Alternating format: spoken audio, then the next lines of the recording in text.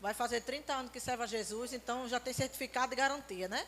Louvado seja Deus. Vamos estender as mãos para cá e orar pelo servo do Senhor. E abra o seu coração, viu? Diga assim: Deus, eu quero receber o que o Senhor tem para me dar, não é o que esquenta meus ouvidos, não. É o que aquece a minha alma e transforma meu coração, amém? Senhor, nosso Deus, nosso Pai, em nome de Jesus, queremos te pedir pela vida do teu servo. Deus, tu já colocaste no coração dele a tua palavra, Senhor. Então, Senhor, abre os olhos do nosso entendimento para que nós venhamos entender, compreender a tua palavra e que ela faça morada em nós e que haja transformação em nós, Senhor. E toda a honra e toda a glória seja dada a ti pela vida deste teu servo que nos trará a palavra neste momento. Te louvamos e te agradecemos em nome de Jesus. Amém.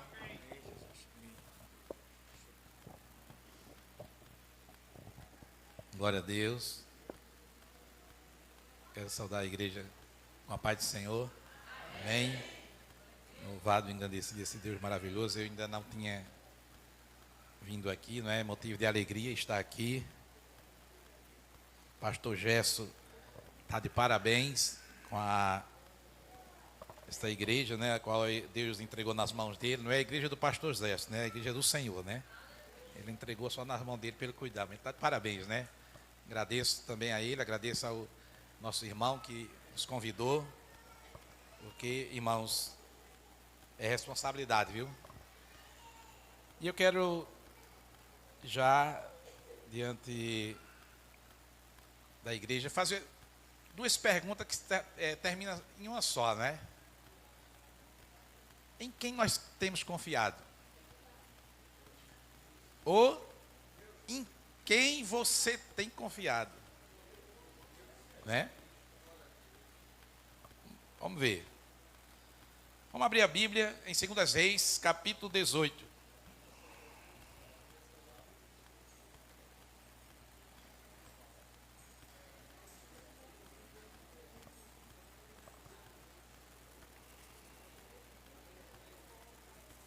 Vamos começar a ler a partir do versículo 1. Amém? Os irmãos encontraram o texto? Diz assim a palavra do Senhor: no terceiro ano do reinado de Oséias, filho de Elá, rei de Israel, Ezequias, filho de Acais, rei de Judá, começou a reinar. Ele tinha 25 anos de idade quando começou a reinar. E reinou 29 anos em Jerusalém. O nome da sua mãe era Abia, filha de Zacarias. Ele fez o que o Senhor aprovava, tal como tinha feito Davi, seu predecessor. Removeu os altares idólatras, quebrou as colunas sagradas e derrubou os postes sagrados. Despedaçou a serpente de bronze que Moisés havia feito, pois até aquela época os israelitas lhe queimavam incenso. Ela era chamada de Neusatã. Ezequias confiava no Senhor, o Deus de Israel. Nunca houve ninguém como ele entre todos os reis de Judá, nem antes nem depois dele. Ele se apegou ao Senhor e não deixou de segui-lo. Obedeceu aos mandamentos que o Senhor tinha dado a Moisés. E o Senhor estava com ele. Era bem sucedido em tudo que fazia. Rebelou-se contra o rei da Síria e deixou de submeter-se a ele. Amém? Aí até o versículo 7. Louvado e engrandecido este Deus maravilhoso. Eu sei que a irmã orou, mas eu quero orar novamente. Pai, somos gratos a Ti, meu Deus, porque Tu és Deus por excelência. Tu és Deus que tem domínio sobre todas as coisas. Tu és Deus, meu Pai, que tem dado a direção, que tem conduzido, meu Senhor. E grandes coisas Tu tem feito, meu Pai.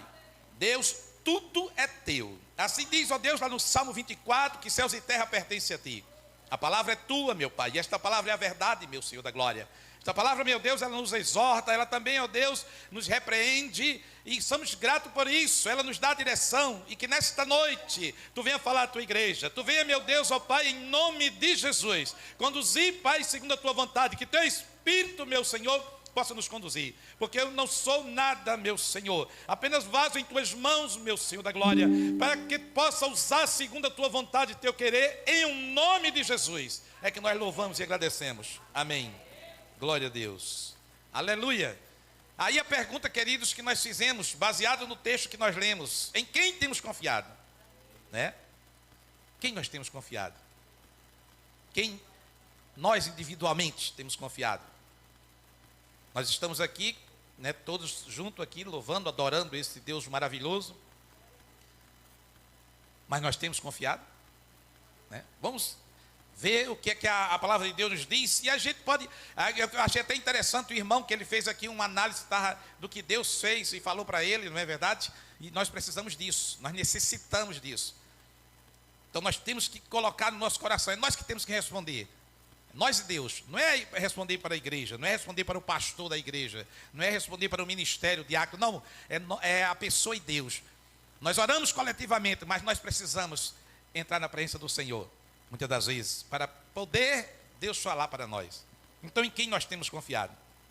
Ezequias, querido, um rei que confiou no Senhor, um rei que se colocou, se realmente, como a própria palavra coloca, se apresentou-se diante do Senhor e se colocou diante dele. A história de Ezequias, querido, é uma, vamos dizer assim, uma poderosa lição de fé. É uma poderosa lição de fé para todos nós, de liderança e também de restauração. Então, se você, como é que se diz, o analisar, não é só questão de fé, mas também de liderança.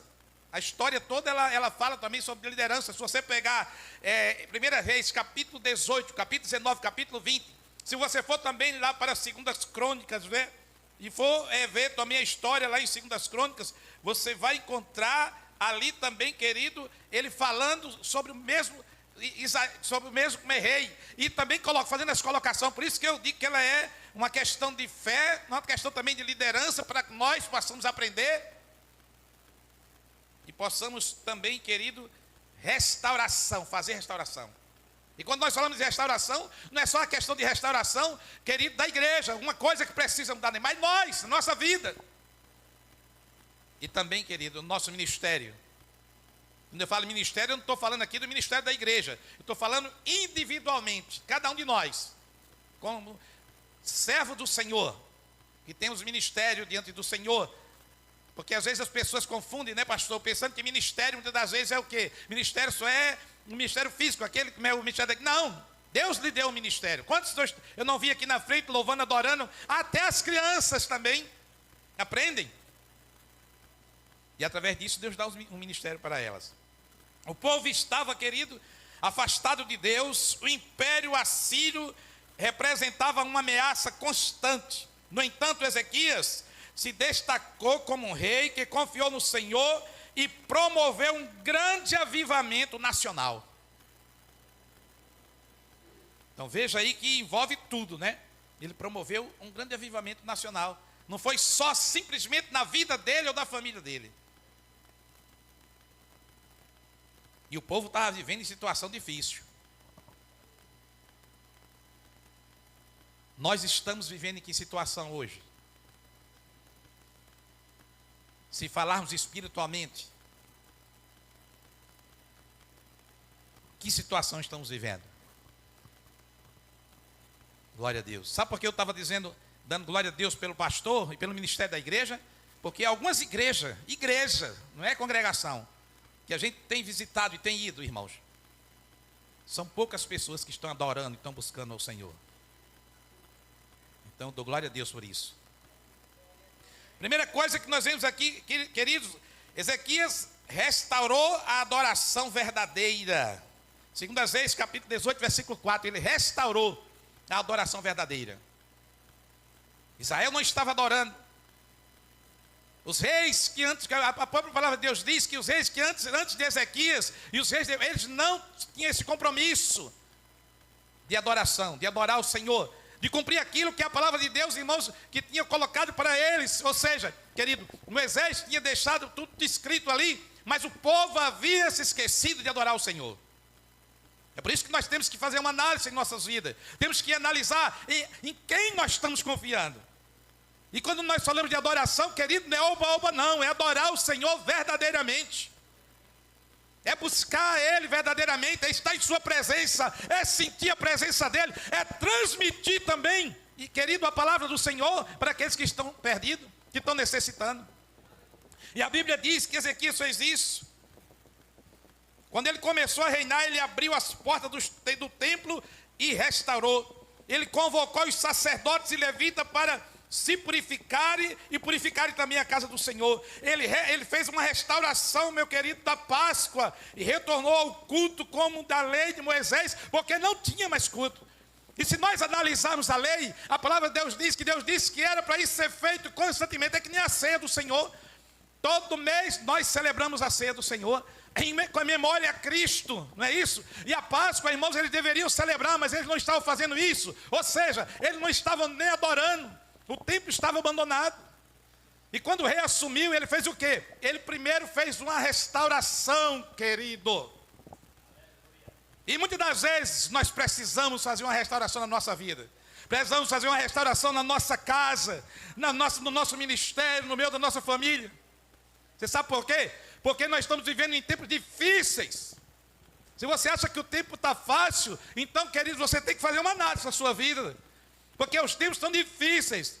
As pessoas querem adorar a Deus de todo jeito, de toda maneira. As pessoas querem estar na presença do Senhor de toda forma e acham que Deus está recebendo adoração. Olha, o segundo ponto que eu falei é bem claro. Ele chamou os levitas, os sacerdotes, para poder fazer o quê? Para eles se purificarem. Ou seja, estavam fazendo coisa errada, com certeza. Mas escute uma coisa. Deus é um Deus que contempla a cada um de nós. Sabe o que é que eu acho maravilhoso nesse Deus? Que eu acho lindo nesse Deus? Muitas das vezes quando eu mando algum recado para alguém, eu digo, Jesus é lindo. Aleluia. Sabe por que eu acho lindo nesse Deus, querido? É que a palavra diz que Ele está a contemplar tanto os bons como os maus, que Ele está a contemplar todos. Então, você pode se esconder do mal, a mulher pode se esconder do marido, o marido da mulher, os filhos podem querer enganar os pais, mas a Deus não tem como enganar. Sabe outra coisa, querido, que é maravilhosa? É que ninguém barganha com Deus. Não tem como. Se o cara disser assim, eu sou bilionário, trilionário, sei lá o que, e ele quiser comprar ou barganhar com Deus, ou simplesmente ali, querido, fazer o que muitos fazem em corrupção, não tem como. Isso é que eu acho maravilhoso nesse Deus. Então Deus está a contemplar todas as coisas. Aleluia. Glória a Deus.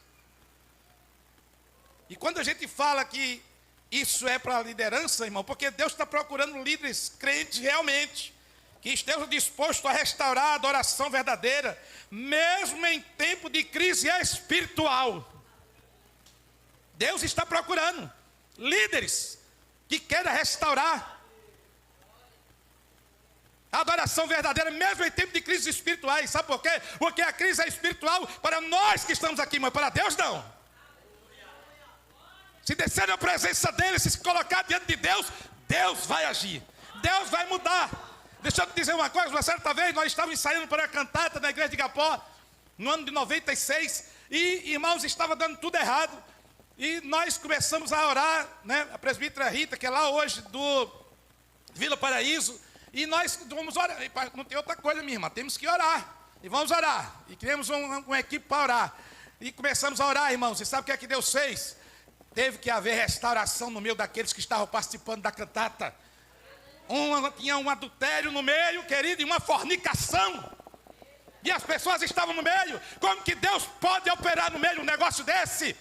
Deus não tem, querido, negócio com pecado. O nosso Deus é santo e nós precisamos ser santos.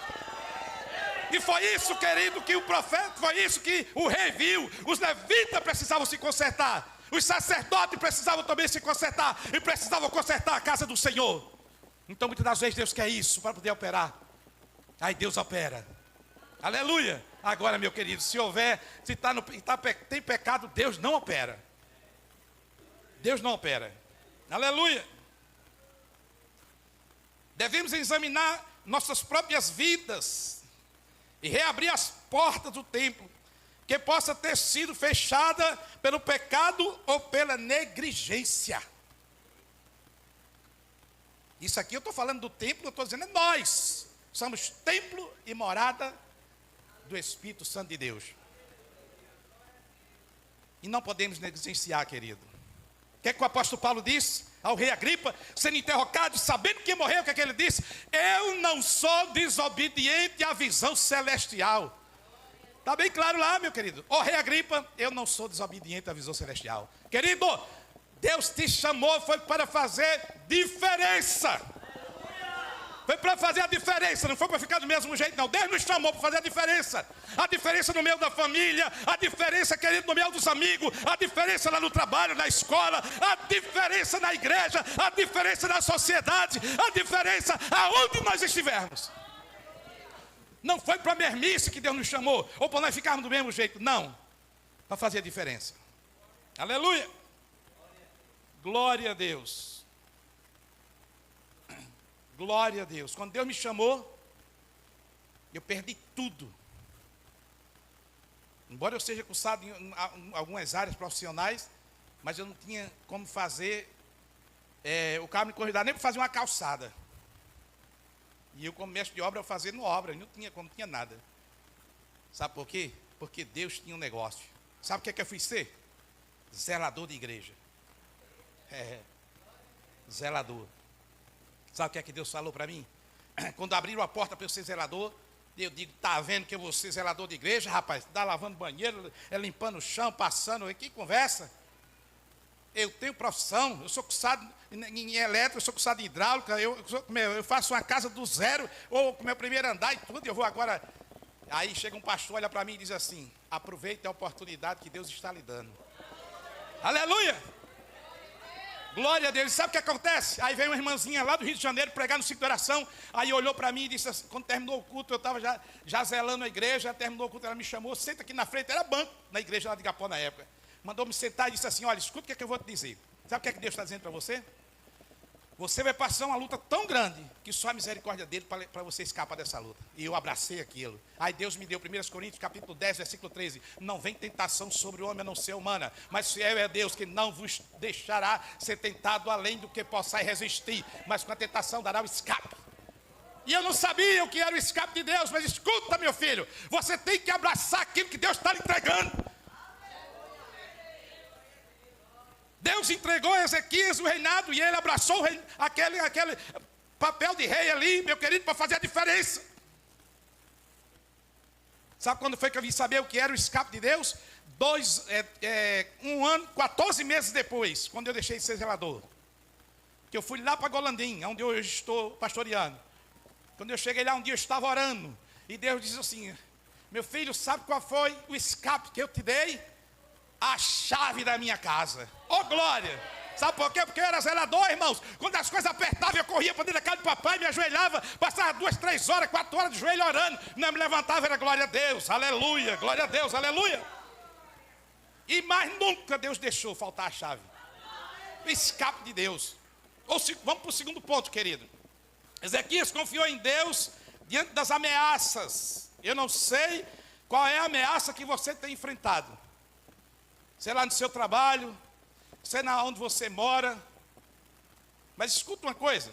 Senaqueribe, rei da Síria, irmãos, ele cercou Judá e zombou de Deus. Ezequias orou humildemente no templo e buscou orientação do profeta Isaías.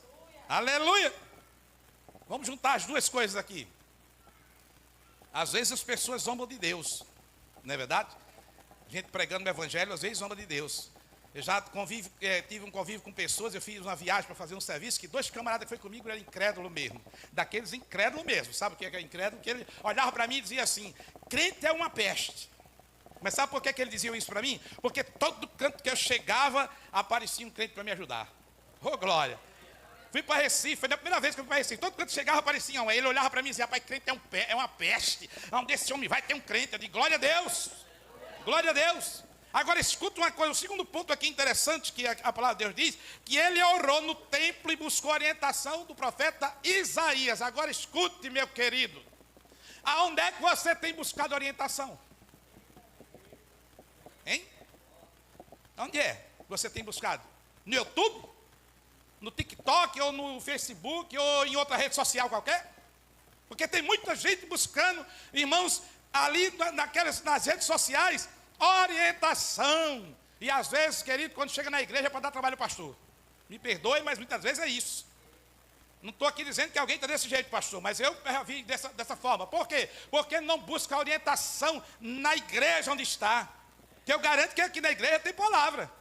Tem, eu garanto que tem palavra, que meu pastor está aqui. E com certeza vocês têm palavras, tem culto de oração, tem culto de doutrina, tem culto hoje, que é o culto, como é que é denominado culto dos homens, culto de missões. Queridos, é aqui que nós nos alimentamos. É aqui que nós buscamos a presença do Senhor. É aqui que nós, queridos, comemos o pasto bom. É na igreja. O irmão falou uma coisa, querido, que é maravilhosa, mas nem todos querem receber. É a questão de Deus repreender. Oh, glória! Pensa um negócio bom, ser repreendido por Deus. Ou não é? É não? Então, se não for, irmãos, aí vamos lá para 1 Coríntios, para ver o que é que diz lá na ceia. Deus repreende a cada um de nós, repreende você, repreende a mim, para que nós não sejamos condenados com o mundo, irmãos. É a palavra. Então é bom. O que é que o salmista diz? Foi bom ter sido afligido, e assim eu aprendi os teus decretos. Lá no Salmo 119. Olha lá. Ele precisou ser afligido para aprender realmente a palavra de Deus. E muitas das vezes Deus faz isso porque nós estamos, muitas das vezes, querido, buscando orientação onde não deve. Correndo para um canto, correndo para outro. Aparece o problema, em vez de correr para os pés do Senhor para buscar, corre para a vizinha, corre para o irmão fulano, irmão ciclano. Corra para a presença do Senhor. Sabe outra coisa boa que eu acho desse Deus maravilhosa? É que não preciso de ninguém para falar com Ele. Ô, glória! Ninguém, você não precisa. E Deus não faz acepção de pessoa, nem faz fila para falar com Deus. Não precisa, não, tem que primeiro ver. Não, peraí, eu vou atender um bispo. Né? Não, vou atender o pastor, vou atender. Não, você é o quê? Você aceitou Jesus quando? Ontem? Não, você depois, tem uma fila grande. Que conversa é essa? Deus lhe atende na hora. Aleluia! Deixa eu só te dizer como Deus é maravilhoso, e a gente aprende isso só através da palavra. Eu fui alcoólatra, mas não acreditava que era alcoólatra. E quando, querido, uma certa vez eu estava na igreja, eu não tinha aceitado Jesus, Deus me curou do alcoolismo assim, ó. Eu passei 3 dias desaparecido, tive amnésia alcoólatra, e, querido, não consegui mais voltar para casa, precisou alguém me encontrar e trazer para cá. Cheguei em casa, não conhecia minha esposa, não conhecia ninguém, e de repente estava lá no Cinco Coração, os irmãos da igreja de Gapó, e eles foram para orar, chegaram lá e disseram: você aceita orar? Aceito. Eles oraram por mim, Deus fez assim. Pá, no outro dia eu não tinha desejo de beber, nem de sair, nem de fazer mais nada. Olha aí, outra coisa que aconteceu lá e eu só vim saber depois. Eu era perseguidor do Evangelho. Não acreditava que Deus podia usar uma criança. Não acreditava que Deus batizava com o Espírito Santo. E muito tempo depois, quando foi um dia, uma pessoa disse para mim: você sabe quem estava orando naquele dia por você? Meu sobrinho chamado Felipe, uma criancinha mesmo. E ele chegou e colocou a mão e disse assim: Jesus, cura meu tio. Aí Deus disse: está aí, ó, tu disseste que não acreditava. Aleluia. Mas sabe o que eu quero dizer como Deus faz? É que o pastor estava pregando, pegou uma folha em branco, balançou a folha assim e disse: olha, irmão, está vendo essa folha? É filho, é uma folha em branco. É você quem tem que escrever o que é que você quer. A Bíblia diz: ensina o caminho a ele. E eu estava sentado lá no meio da igreja, eu não tinha aceitado Jesus. E Deus falou assim para mim: o que é que tu quer com o teu filho? Ele tem 9 anos que nasceu. 9 meses. Perdão, 9 dias. Fazia 9 dias que ele tinha nascido. Aí eu tinha um filho mais velho. E Deus disse assim: aquele teu filho mais velho, sabe foi o que ele falou? Ele disse que, e eu vi isso, ele dizer: eu vou ser que nem papai, eu vou viver bebendo e caído por aí. Olha aí, irmãos. E aquilo doeu no meu coração. Quando eu cheguei em casa, não consegui dormir. Aí passei a noite todinha assim, ó. Ah, Senhor, não mande Jesus hoje, não mande não. Amanhã eu vou para a igreja e vou aceitar. Era dia festivo da igreja, era 3 dias festivos. E eu a noite todinha: Senhor, não manda Jesus. E no sábado, irmãos, quem estava pregando era pastor Moisés Oliveira, lá de Casa Amarela. E ele pregando, e eu, minha impaciência, não pergunto o que ele pregou, que eu não sei. Ele pregando e eu lá, sentado, com angústia, querendo que não me chame logo, homem. Aí terminou de pregar, ele não fez apelo. Aí o pastor pegou o microfone e disse: não, Jesus, vou esperar não, vou me levantar e vou dizer que eu quero Jesus. Não tem como. De repente o pastor disse: tem alguém para Jesus? Eu saí correndo no meio da igreja. E todo mundo começou a rir, eu saí correndo, irmãos. Eu digo: voltar sem Jesus não dá. Aleluia. Então, querido, a palavra de Deus é clara. Tem que buscar a orientação do Senhor. Eu fui buscar a orientação do Senhor, irmãos. Eu já tinha passado por muitas religiões, por muitos lugares, por lugares onde fazia sacrifícios mesmo. Eu estou dizendo, eu vi. E eu dizia, eu não vou em nenhum canto mais, porque eu sei que se Deus não estiver lá. E graças a Deus, eu descobri que não foi eu que encontrei o Senhor, foi Ele que me encontrou. Oh, glória! Aleluia! Glória a Deus. E o terceiro ponto, querido, Ezequias teve uma vida de oração. Oh, glória! Eita, Jesus! É complicado, né, pastor? Deixa eu dizer, eu vou dizer da minha igreja. A igreja dos outros ninguém pode falar, ninguém sabe, né? Mas da minha. Eu faço sempre isso quando eu assumo uma congregação. Igreja não, congregação, né? Mas é igreja. Quando eu assumo uma congregação, eu me reúno com os irmãos da congregação e sempre vou ver como é que está a situação. Ciclo de oração, quem está dirigindo lá é minha esposa. Então, eu digo, é 1h30 de culto. O culto começa às 7 horas, termina de 8h30. Então, meia hora para fazer devocional. O que tiver de fazer, faz meia hora. Devocional, seja o que for. Meia hora para orar e meia hora para a palavra. No começo, irmãos, é ruim. Pastor. Às vezes chega lá, os irmãozinhos estão acostumados com 5 minutos, parece que tem milho debaixo dos pés e é um negócio e senta. Mas aí eu digo, sabe o que, irmão? Se não pode ajoelhar, fique sentado. Não pode olhar nem ficar sentado, fique deitado. Tem alguém que pensa que Deus não recebe. Na minha vida, escuta o que eu vou dizer para você. Eu já orei mais deitado do que de joelho e sentado. Sabe por quê? Porque eu tenho uma limitação. E hoje, para poder eu vir para cá, eu tive que passar pelo menos 4 horas deitado. Irmãos, às vezes eu termino o culto na igreja lá onde eu estou pastoreando, e quando termino, olha, tem que correr para dentro do carro, porque eu não aguento mais ficar em pé. Então eu não estou preocupado, eu quero saber se está orando. Ezequias, eu sou um homem de oração, querido. Você tem orado? Tem intercedido? Às vezes, não, mas eu não tenho como, eu oro, mas me falta. Falta o quê? Assunto?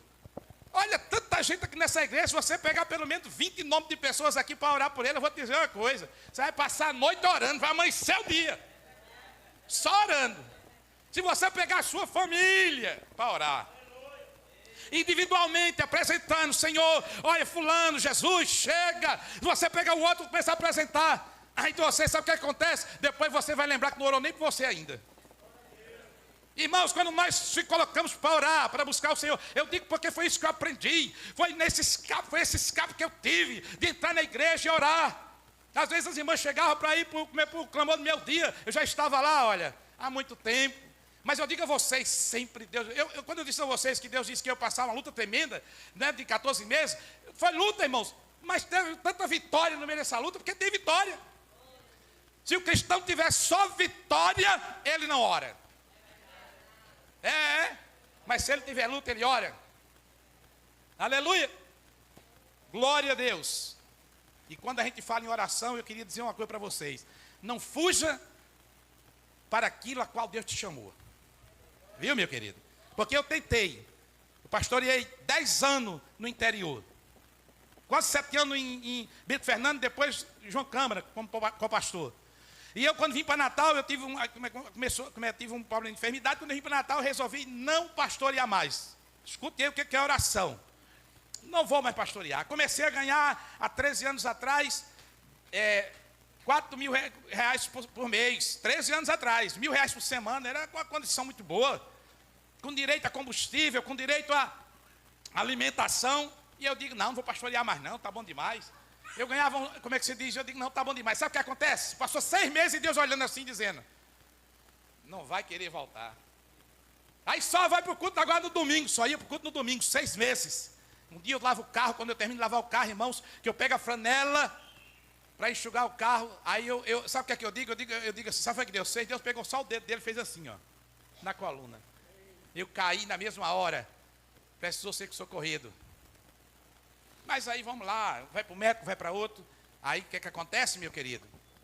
Primeiro eu passei 10 dias de cama. Para me levantar, só podia me levantar uma vez no dia. Eu chorava. Era dor 24 horas e médico não resolvia. Passou os 10 dias, disse, bom, aí Deus disse, eu acho que ele aprendeu, né? Melhorei. Opa! Consegui entrar pela perícia, eu tinha 2 anos de carência. Resolvi trabalhar de novo. Ah, ele não aprendeu, não. Irmãos, às vezes a gente tem que passar pelo vale. Aí Deus pega de novo. 90 dias em casa. E sabe o que acontece nesses 90 dias? Não tinha um crente que me visitasse. Um que chegasse para visitar. Como é que está, meu irmão? Não. E era deitado. Eu digo, Jesus, peço que o tempo vai ser grande. Vou ter que fazer alguma coisa. Aí eu digo, não tem como. Ficar parado. Aí adaptei televisão, tudo lá, para poder estudar. Comecei a estudar. Eu vou estudar uma coisa que envolva mente, porque senão eu não vou aguentar aqui parar direto. O camarada começou a trabalhar com 13 anos de idade e parar assim. Até a hora, irmãos de Deus, chegar no ponto do médico olhar para mim, fazer um tratamento de 1 ano, olhar assim e dizer assim para mim, olha, meu camarada, tu não tem Jesus? Então pede a ele, porque eu sou especialista, mas não faço cirurgia em você, senão você vai alejar. Não deixe ninguém colocar a mão sobre você. E sabe o que acontece? Aí quer que Deus mostre para mim, irmãos? Uma cadeira de roda. Deus disse para mim assim numa oração, está aí a cadeira de roda, escolhe o que é que tu quer. Quer a cadeira de roda ou voltar para a obra? Jesus, é voltar para a obra, Jesus. Aleluia. Eu fiz igual a Davi, irmãos. Eu quero lá cair na mão dos homens, na mão de Deus é melhor. Oi, aí o quê? Aí eu voltei doente. O pastor me chamou, dá para você se vir a ser. Lá em Extremóis, estava sem pastor há 5 meses. Aí, quando pouco tempo, ele liga de volta para mim de novo, diz assim, me perdoe de eu ter ligado para você, eu sei que você está de cama, está doente. Não, pastor, mas eu vou. Como é que você vai, rapaz? Eu digo, eu vou. Aí vai lá, servi a ceia, voltei. Quando chegou em casa, eu disse, minha esposa, você viu aquela igreja? Ela vi. Ela disse, agora eu vou lhe contar um sonho. E eu não gosto quando minha esposa sonha não, porque quando ela sonha, misericórdia. E ela disse, vou contar um sonho. Deus disse que a gente vai voltar, disse o jeito da igreja, disse a porta, disse como era lateral, disse tudo. Quando ela me contou tudo, disse, não é aquela que a gente foi. Ela disse, não, a igreja tinha janelas de vidro do lado. Eu disse, aquela tem. Ela disse, eu não vi. Tem, a janela tudo de vidro, ela não tinha visto. Então vamos fazer o seguinte, vamos ficar orando e vamos esperar Deus. E a gente passou 30 dias orando, o pastor liga para mim de novo e disse, tu pode servir a ceia lá? Não posso, pastor. Aí ele disse, Zé, tu está doente, mas tu quer assumir aquela coisa? Agora! Aleluia! Irmãos, quando você ora, Deus muda as coisas. Quando você ora, olha o que a Bíblia diz que aconteceu. Ele orou e Deus mudou. Orou sinceramente, virando o rosto para a parede, e Deus lhe acrescentou 15 anos.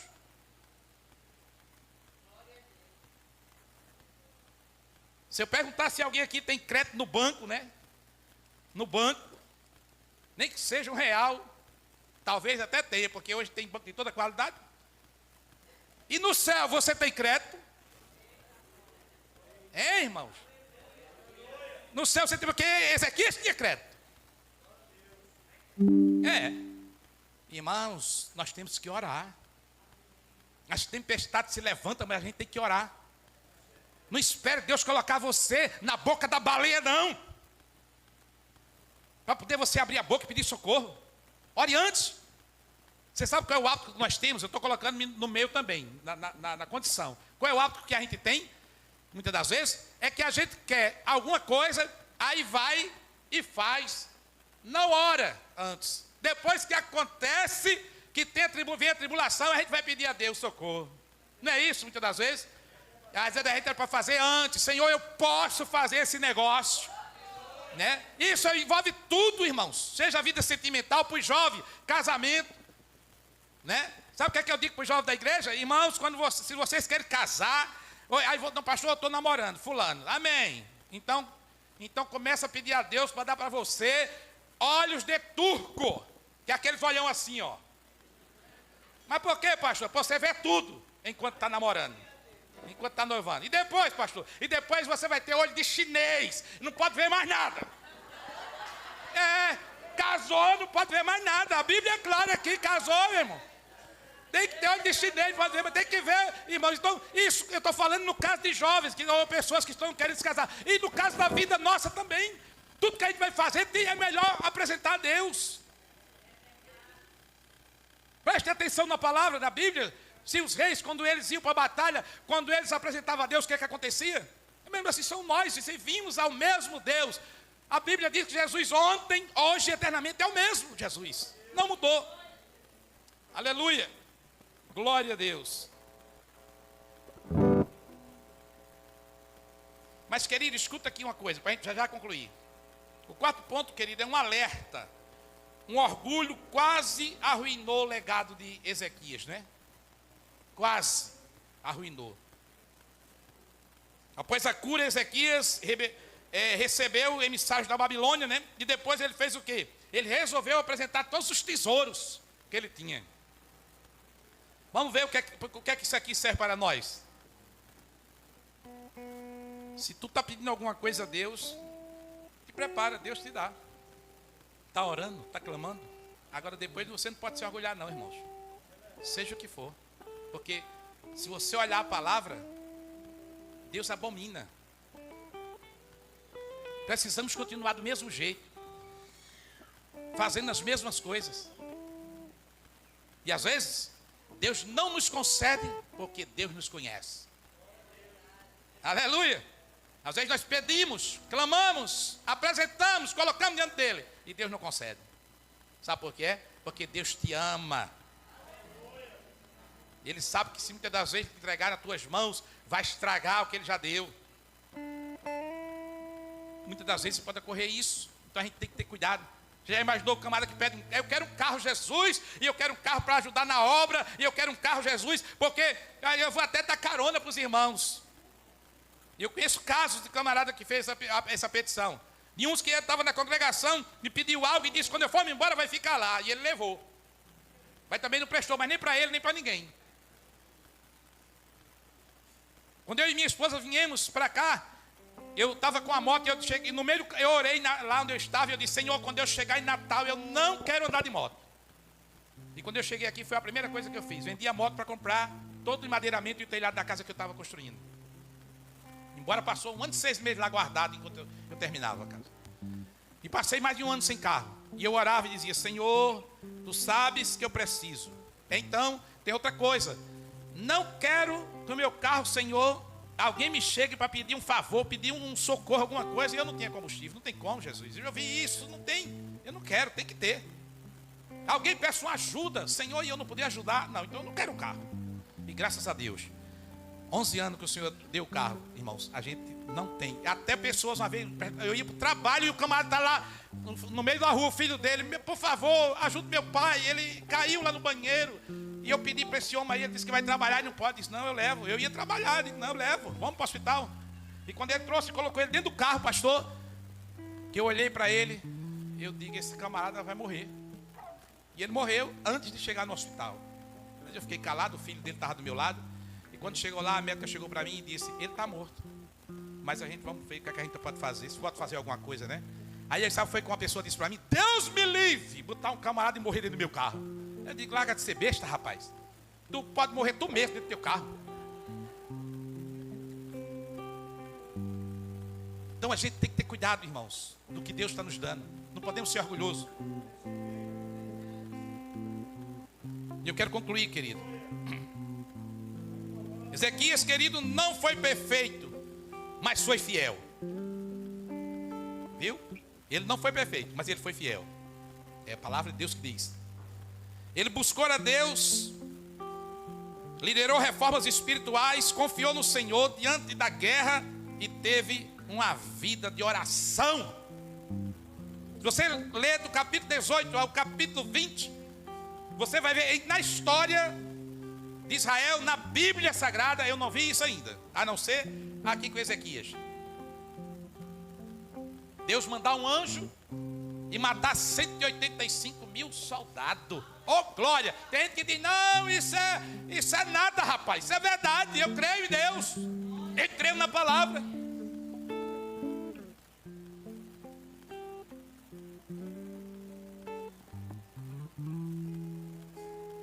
Seu nome permanece como exemplo de um rei que se apegou ao Senhor. No texto que nós lemos, a palavra diz, ele se apegou ao Senhor. A que você tem se apegado? Hein, meu querido? Ao que você tem se apegado? Você sabia que tem coisas que a gente se apega e a gente pode se afastar do Senhor? Quando eu fui para a Argentina fazer um trabalho lá de 6 semanas, eu trouxe umas pedras, era linda, rapaz. Linda, umas pedras, parecia diamante. Muito linda essas pedras. Eu não sei o valor que ela tinha. Aí eu estava com ela lá em casa, um dia eu estava orando. Sabe o que foi que Deus falou para mim? Joga aquilo fora, rapaz. Aquilo não presta. Irmãos, eu estava em oração diante do Senhor. E Deus disse, joga fora, não presta. Jesus, onde é que eu vou jogar? E aí eu me lembrei, eu digo assim, onde eu vou jogar? No canto para ninguém encontrar, né?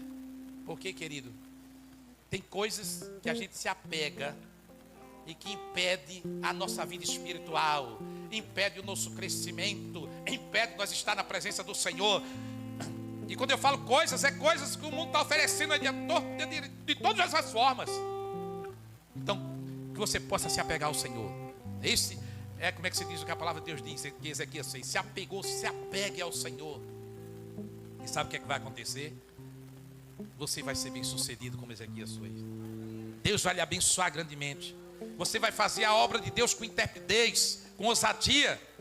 Quando o pastor da igreja ou líder do seu departamento que você faz parte, ele for convocar para alguma coisa, você vai estar de pé, disposto, independente de qualquer coisa. Porque uma vez eu levei um camarada, pastor, para evangelizar lá em Quebra-Fuzil, e ele não sabia ler, ele não sabia escrever nada, ler nada.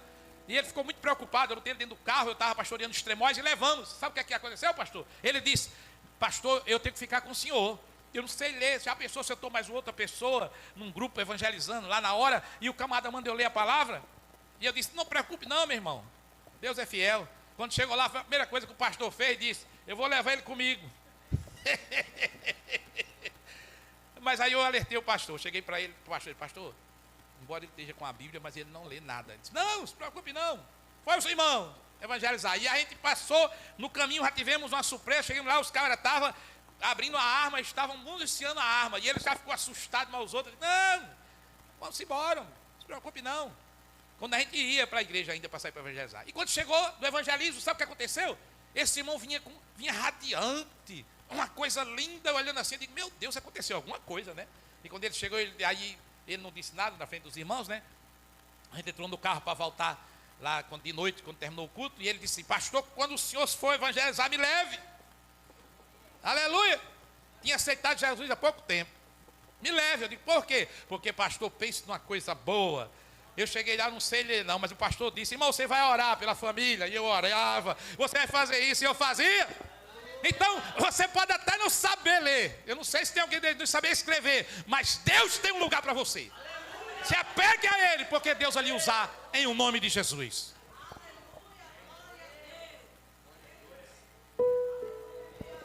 Amém. Glória a Deus. Quem viu, quem veio para ouvir Papai do Céu falar, ouviu. E ouviu bem. Foi direto e objetivo. Não deixou dúvidas. Amém, querido? Isso. Vamos renovar o convite, viu, Dário? Deixar já agendado para renovar o convite. Isso. Está renovado. Amém, querido? Dou graças a Deus por isso. Não saia. Quando terminar o culto, vocês não vão embora. Vai ser servido um lanche de forma 0800. Tá bom? Foi o Papai do Céu que mandou. Tá? Vocês, quando tiver a oportunidade, dê parabéns ao Grupo Nova Unção e orem por nós. O presente que você vai dar pra gente é orar por nós. Ok, querido? Amém? Vou passar o microfone para o Papai do Céu, o pastor Gerson, tá? E ele